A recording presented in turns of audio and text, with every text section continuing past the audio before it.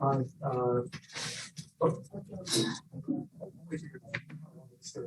You good? Oh my gosh. the last 25 seconds took nearly 20 minutes in real time.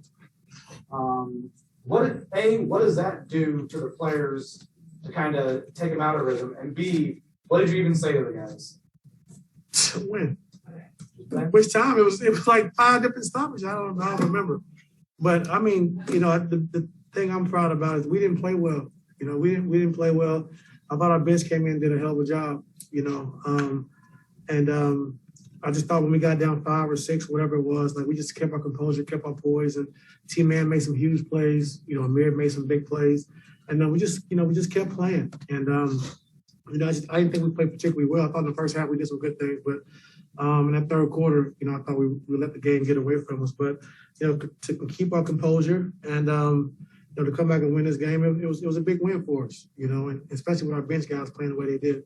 The call that you challenged, was there any talk that you couldn't challenge the no call on LeBron stepping out of bounds, or was that just straightforward, like you could just challenge that? I don't know what the rule was. We just knew he was out of bounds. So, we had anything to lose, so we just challenged it.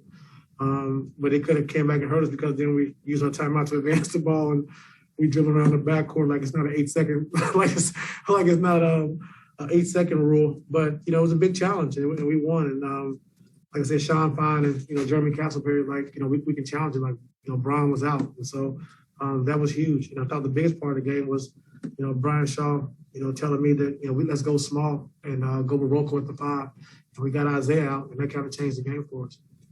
All right, this is the third game against him this year, and the third time that Marcus had a go-ahead shot on the 22nd, I want to say. Was that play drawn up for him? Yeah. He had play.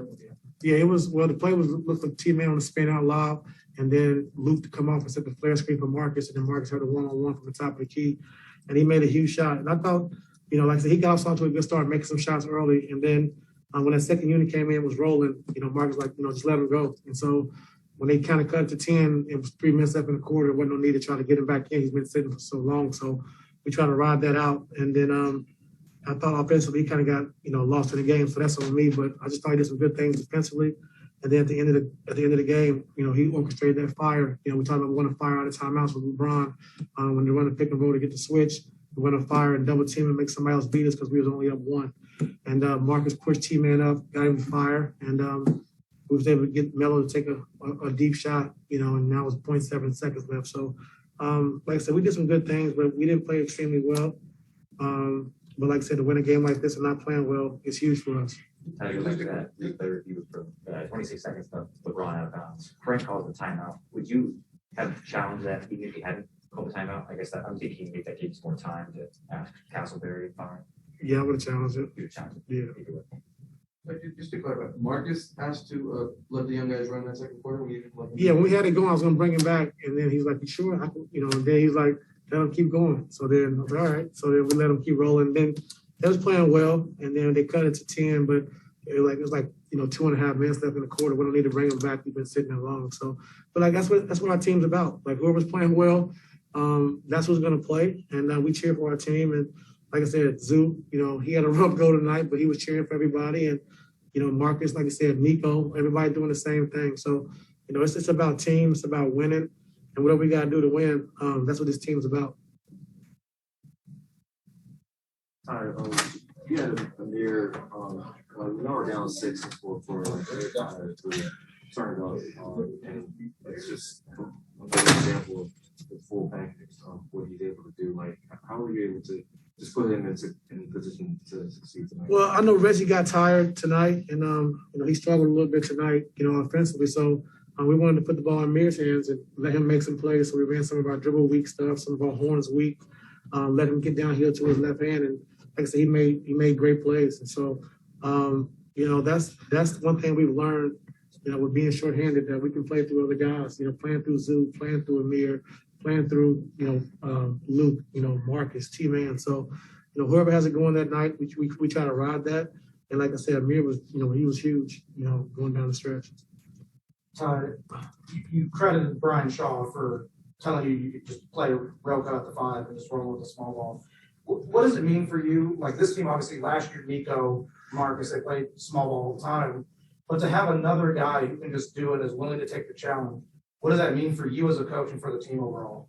It means a lot. I mean, come in, he's plus 19, and we had 7 guys in double figures, but just having him, just deflections, steals, block shots, charges, hustle plays, so you have 2 Nikos. And so if you have that, that's really, really good. And so he's been doing a lot of great things for us. And like I say, he's been a great addition, fits in well. He knows his role.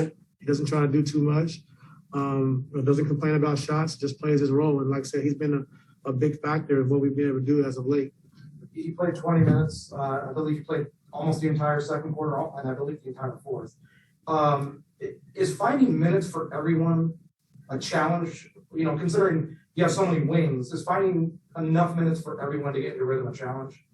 Not really, because we're playing 9 guys, so T-Man comes out early, then he comes back to get Reggie, so we're basically playing 9 guys, and it's not really a challenge. I think our guys just understand, like, we're just trying to win a game for tonight, and we're worried about tomorrow. And so whoever's playing well, we're going to ride that out. So that's been fortunate for us, for me as a coach, that these guys have bought into that motto, just whatever it takes to win. And so it makes my job a lot easier. Terrence is playing with such energy and enthusiasm. Is something good for him? Do you see that? I think just having the ball in his hands more, getting more and more comfortable having the ball in his hands, making the right play. And he was huge for us, last 2 minutes of the game, making a left-hand layup, making a huge 3.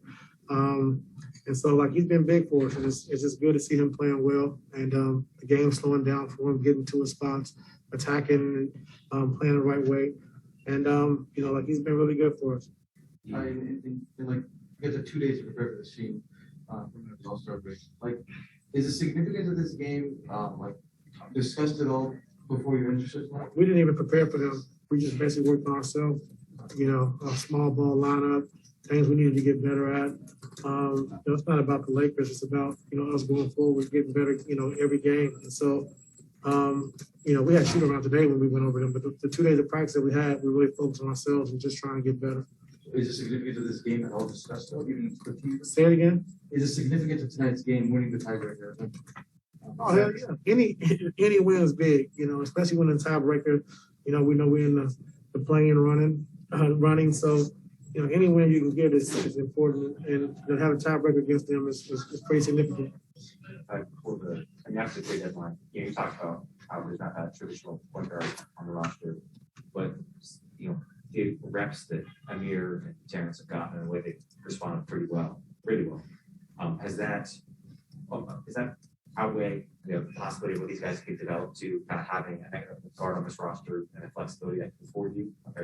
I think so. And the job T-Man's been doing has been great. And the guys trying to pressure him, we'll let Amir handle. And they've been doing a good job. And the coaching staff's done a good job of just simplifying our offensive package and just learning how to play after the play. Nothing too tricky.